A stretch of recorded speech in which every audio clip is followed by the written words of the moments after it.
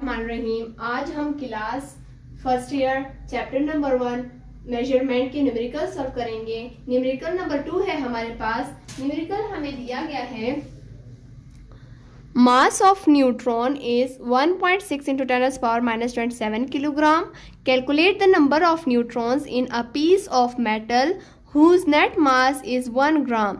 यानी जो मास of neutron है, जो न्यूट्रॉन का मास है वो 1.67 into 10⁻⁻27 किलोग्राम के बराबर है।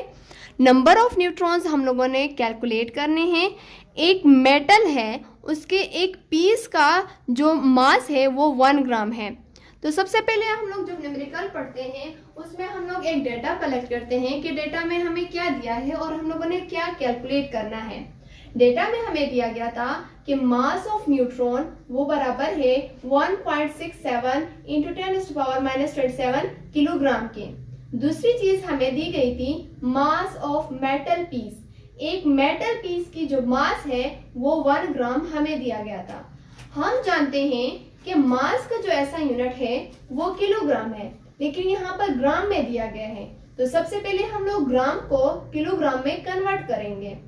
हम जानते हैं कि 1 ग्राम 1/10⁻³ किलोग्राम के बराबर है। 1 ग्राम हम लोगों ने इसी तरह लिख दिया इज इक्वल्स टू 1 भी वही है, लेकिन यहाँ पर जो है ना +3 है। जब ये ऊपर आएगा तो ये -3 बन जाएगा। यानी हमारा जो मास ऑफ मेटल पीस है वो 1 into 10⁻³ किलोग्राम के बराबर आ गया। तीसरी चीज नंबर ऑफ न्यूट्रॉन हम लोगों ने फाइंड आउट करना है।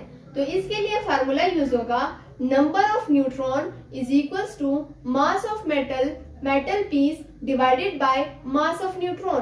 अब इनकी जगह हम लोगों ने इनकी वैल्यूज पुट करनी है, देन फिर इसको डिवाइड करके इसका आंसर आ जाएगा, जो कि नंबर ऑफ न्यूट्रॉन्स हमसे पूछे गए हैं वही नंबर ऑफ न्यूट्रॉन्स हमारे पास आ जाएंगे।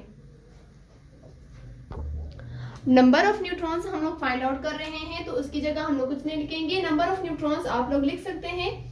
अब मास ऑफ मेटल हमारे पास था 1 into 10⁻³ divided by mass of neutron हमारे पास है 1.67 into 10⁻⁻27।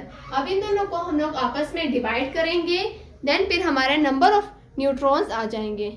अब इसको हम लोग कैलकुलेटर के जरिए कैलकुलेट करेंगे, हमारे पास आंसर आ जाएगा।